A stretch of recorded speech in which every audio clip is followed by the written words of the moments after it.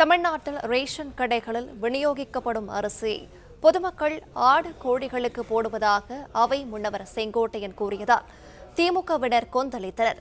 சர்க்கரை நோயை கட்டுப்படுத்தும் ரேஷன் அரிசியை தான் தாம் சாப்பிடுவதாக KN நேரு கூறியதோடு இது தொடர்பான விவாதம் பட்டாசாக வெடிக்கவே இறுதியில் செங்கோட்டையன் தனது கருத்தை மென்மையாக மாற்றி விவாதத்தை முடித்து வைத்தார். அவை முன்னவர் ரேஷன் கடையிலே வாங்குகிற அத்தனை பேரும் ஆற்றுக்கும் கோழிக்கும் தான் இதை தீவனமாக பயன்படுத்தி கொண்டிருக்கிறார் என்பதுதான் நாடறிந்த உண்மை.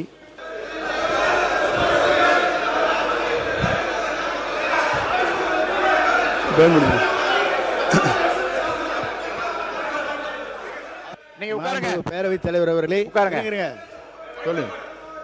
நீங்க சொன்னீங்க, அதுக்காக சொல்லியிருக்கேன். சன்னரக நெல்லை உற்பத்தி செய்ய வேண்டும் என்பதற்காகத்தான் இந்த தொகையை உயர்த்தி கொடுத்து எதிர்காலத்தில் சன்னரகை தான் இந்த மக்கள் வேண்டும் என்று விரும்புகிறார்கள். அண்டை மாநிலங்களிலிருந்து அந்த அரிசி வருகிறது, பல இடங்களிலிருந்து வாங்கப்படுகிறது. நம்முடைய சன்னரகம் என்பது உற்பத்தி குறைவாக இருக்கிறது என்பதுதான் உண்மை. MRK பன்னீர்செல்வம் அவர்கள் மட்டும் பேசலாம். முன்னாள் அமைச்சர் நேரு கூட அந்த ரேஷன் அரிசி தான் சாப்பிட்றேன், ஏன்னா சுகர் கம்மியாகும்ட்டு, அதை சுகரை கம்மியாகும் சொல்லி அது அதை மோட்டா அரிசி சாப்பிட்றாரு. KN நேரு அவர்கள் அவை முன்னவர் சொல்கிறார், ஆட்டுக்கு மாட்டுக்கெலாம் இல்லை, இன்றைக்கி ரேஷன் அரிசி எல்லா மக்களும் சாப்பிட்றாங்க. நீங்கள் உனக்கு வச்சிங்க இந்த ரேஷன் அரிசி.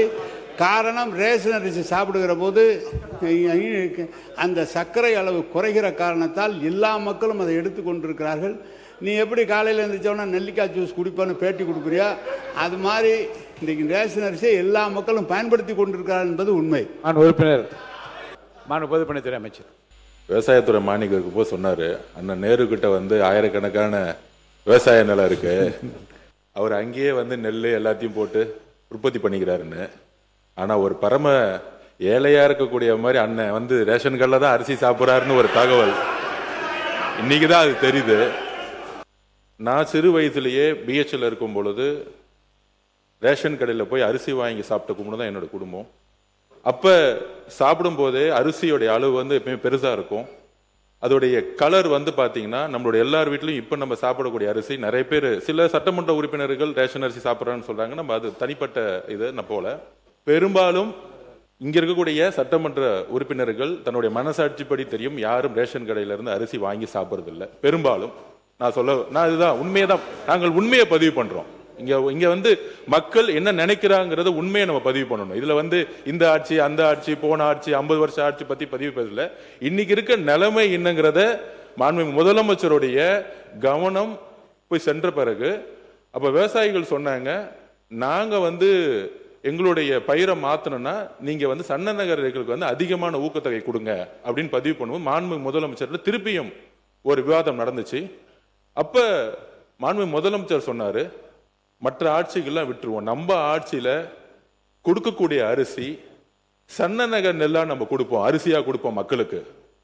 நம்ம ரேஷன்ல கொடுக்கக்கூடிய அரிசியை அனைத்து ரேஷன் கடையில் வச்சிருக்கக்கூடிய எல்லா மக்களும், முக்கியமாக தாய்மார்கள் வாங்கிட்டு போகக்கூடிய அரிசி, அவங்க ஒரு அண்ணனா ஒரு அம்மாவுக்கு ஒரு அரிசி கொடுக்கிற இடத்துல அவர் சொன்னது, நம்ம கொடுக்கிற அரிசி அவங்க வீட்டுல சாப்பிடணும், சாப்பிடக்கூடிய அரிசியா மாத்தணும் சொன்னது எங்களுடைய முதலமைச்சர்.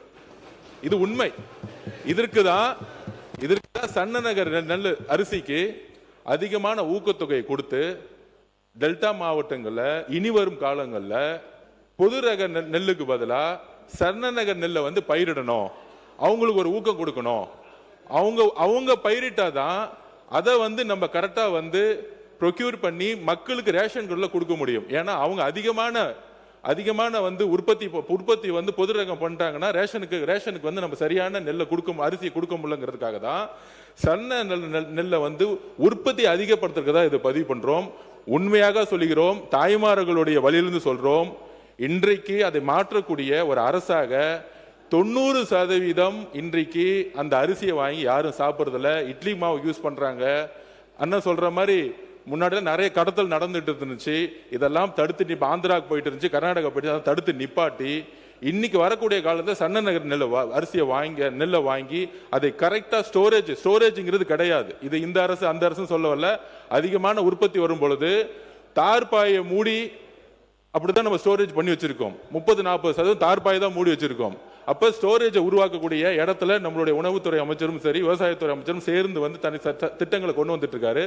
ஆனால் 70% 80% இன்னைக்கு ஒவ்வொரு வீட்லயும் தாய்மார்கள் அரசு கொடுக்கக்கூடிய அரிசியை சாப்பிடுறதுங்கிறத உண்மையான சர்வே ரிப்போர்ட். இதை இந்த உண்மையை மாத்துறதுக்காக தான் இந்த சன்னரக நெல்லுக்கான அதிகமான ஊக்கத்தொகையை முதலமைச்சர் அவர்கள் அனௌன்ஸ் பண்ணியிருக்காங்க. பொதுப்பணித்துறை அமைச்சர் அவர்கள் குறுவை, தாளடி, நவரைப்பட்டம் என்று 3 பட்டங்கள் விளைகிறது.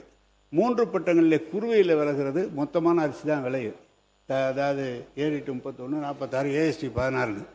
ஆந்திரா பொன்னி போன்ற ரகங்கள், AST 16 போன்ற ரகங்கள் இது புதிதாக கண்டுபிடிக்கிற தமிழ்நாடு அரசு அதுபோல் சன்ன ரகம். அந்த தமிழ்நாடு அரசின் சார்பாக அறிவிக்கப்பட்ட அரிசி அளவு அதிகமாக கிடைப்பதில்லை. ஆந்திரா பொன்னி மட்டும்தான் அதிகமாக கிடைக்கும். எனவே சன்ன ரகம் தாளடி பட்டத்தில் மட்டும்தான் உருவாகும்.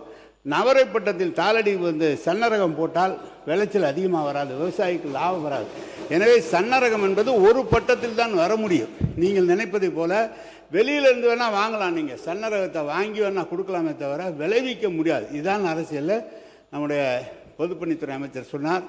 ஆயிரக்கணக்கான ஏக்கர் நிலம் வச்சுருக்காங்க. எவ்வளோ நிலம் இருந்தாலும் சாப்பிட்றது தான் சாப்பிட முடியும். சர்க்கரை நோய் வந்தவங்க அந்த ரேஷன் அரிசி சாப்பிட்டா தான் அது குறையுங்கிற டாக்டருடைய அட்வைஸில் தான் அந்த அரிசி சாப்பிட்டுட்டு இருக்கிறோமே தவிர இதுதான் உண்மை. இதை உங்களுக்கு விளக்கமாக சொல்கிறேன். ஏதோ நாங்கள் உற்பத்தி பண்ணி உங்களை மாதிரி இருக்கிறவர்களுக்கு அதை நான் கொடுப்பதற்காக தான் உற்பத்தி செய்து கொண்டு இருக்கிறோம். மாண்புமிகு பேரவைத் தலைவர்களே, நானும் 5 ஆண்டு காலம் கூட்டுறவு உணவுத்துறை அமைச்சராக இருந்து பணியாற்றிய காரணத்தான் ஒரு விளக்கத்தை சொல்ல வேண்டிய நிலைமை இருக்குது. அவை முன்னோர் அவர்கள் எப்பொழுதும் உங்களுக்கு உறுதுணையாக இருந்து அவையை சும்மா நடத்துறதுக்காக அவர் முயற்சி பண்ணணும். அவரே ஒரு பிரச்சனையை உருவாக்கி விட்டார் என்று சொன்னால் எப்படி அவை நடத்த முடியும்? ஒன்று, இப்போ ஏற்கனவே 5 ஆண்டு காலம் நாங்கள் ஆட்சியில் இருக்கிற பொழுது இந்த இடத்துல தான் உட்கார்ந்தார். என்னைக்காவது ஒரு நாளாவது இந்த பொது விநியோக திட்டத்தில் உங்கள் ஆட்சியில் அரிசி சரின்னு எங்கேயாவது ஒரு நாளாவது கேள்வி கேட்டிருப்பாரா? அதுவும் இல்லை. கழக ஆட்சியில் பொது விநியோக திட்டம் மிக சிறப்பாக இருக்கு என்று சொல்லி தன்வீர் பண்டாரி, தீபக் வர்மா உச்சநீதிமன்ற நீதிபதிகள் பாராட்டி அந்த செய்தி வந்தது. ஒன்று, பொதுவாக ரேஷன் கடைக்கு வருகிற அரிசி எப்படி இருக்குன்னு கேட்டால், தமிழ்நாட்டில் நம்ம வந்து நெல்லை வந்து நம்ம பர்ச்சேஸ் பண்ணுறோம். அந்த நெல்லை பர்ச்சேஸ் பண்ணுறதை அரிசியாக்கி அது ஈடு செய்து விட்டு எஞ்சி இருக்கிற அரிசி எங்கிறது கொடுக்குறாங்கன்னா மத்திய அரசாங்க தொகுப்புத்திலேருந்து அரிசி தராங்க. அது வந்து சத்தீஸ்கர்லேருந்து வரும், பஞ்சாப்லேருந்து வரும், ஆந்திராவிலேருந்து வரும். ஒரு முறை நம்ம அவை முன்னவர் சொன்னதை போல அரிசி வந்து பழுப்பு நிறத்தில் இருந்தது. அது சத்தீஸ்கர்லேருந்து வர்ற அரிசி.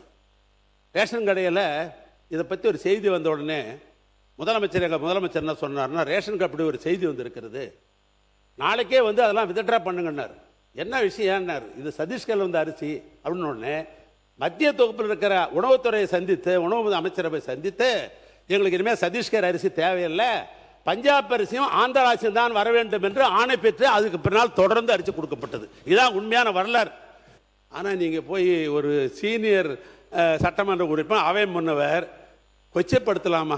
ஏழைகள் வாங்கி சாப்பிடுகிற அரிசியை வந்து அது ஆடு மாடு தான் தின்றாங்கன்னு சொன்னீங்கன்னா அதுக்கு என்ன பேர்? அவை முன்னவர் இல்லை, ஆடு மாடுகள் என்று உட்காருங்க, நீங்க உட்காருங்க. இல்லை, ஆடு இருங்க, இருங்க. சில பேர் தரமில்லாத அரிசி வருகிற போது சில பேர் அதை பயன்படுத்துகிறார் என்று எங்களுடைய எல்லாம் தகவல் வந்திருக்கிறது. ஆகவே சில பேர் அதை அப்படிப்பட்ட நிலை இருக்கிறது என்பதை எல்லாம் சுட்டி காட்டியிருக்காங்க கிராமத்திலே. அது போன்ற நிலையில் இருக்கக்கூடாது என்ற நோக்கத்தோடு தான் நாங்கள் வந்து சன்னரக அரிசி வழங்க வேண்டும் என்பதுதான் எங்களுடைய நோக்கமாக இருந்து, அதற்காகத்தான் தொகையை இன்றைக்கு உயர்த்தி கொடுத்து மக்களிடத்தை அதை ஊக்கப்படுத்த வேண்டும் நோக்கத்தோடு தான் அந்த பணிகளை நாங்கள் மேற்கொண்டு வருகிறோம். அதைத்தான் நான் சொன்னேனே தவிர அதில் நீங்கள் அதை நான் கொச்சைப்படுத்தியாக தயவு கூர்ந்து நீங்கள் சொல்லிவிடாதீர்கள். ஏனென்று சொன்னால் இது பேரறிஞர் அண்ணா காலத்திலே ஆரம்பித்து ஒருபடி திட்டம் என்ற ஒருபடி அரிசி என்ற முதலிலே ஒரு ரூபாய்க்கு ஒருபடி அரிசி என்ற நிலையை முதலில் அறிவித்தார். 10 கிலோ வழங்கலாம், 10 படி அரிசி என்று அன்னைக்கு சொன்னால் கிலோ இல்லை. இப்போங்க சில பேர் அந்த குறைபாடுகளை சொன்ன காரணத்தின் அடிப்படையை தான் நான் சுட்டி காட்டினே தவிர முழுமையாக என்று நான் சொல்லவில்லை.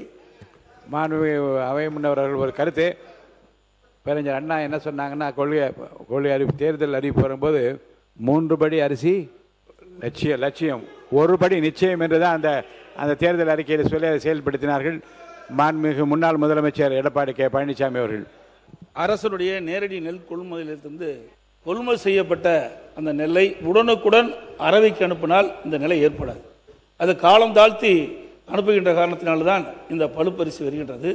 அது மட்டுமல்ல, மழை காலத்திலே ஈரப்பசையோடு நம்ம கொள்முதல் செய்கிறோம்.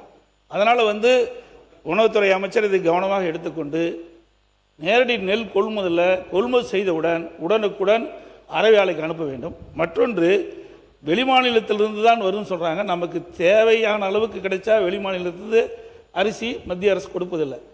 பற்றாக்குறையாக இருந்தால் வெளிமாநிலத்தில் கொடுப்பாங்க. இன்றைக்கு ஆந்திராவில் அருமையான அரிசி தயார் பண்ணியிருக்காங்க மாடர்ன் ரைஸ் மில் மூலமாக. அதே நம்முடைய தமிழ்நாட்டிலையும் அற்புதமாக அரிசி கொடுக்கலாம். மாடர்ன் ரைஸ் மில்லில் டபுள் பாயிலிங் போட்டு பாலிஷ் பண்ணால் இதே அற்புதமான அரிசி தமிழ்நாட்டிலையும் கொடுக்கலாம். ஆனால் இப்பொழுது இருப்பதை விட 2500 கோடி கூடுதலாக செலவாகும். 10% அவுட்டன் குறையும். பிளே ஸ்டோர் மற்றும் ஆப் ஸ்டோரில் இருந்து பாலிமர் செயலியை QR கோடு மூலம் பதிவிறக்கம் செய்யுங்கள். செய்திகளை உடனுக்குடன் பெறுங்கள்.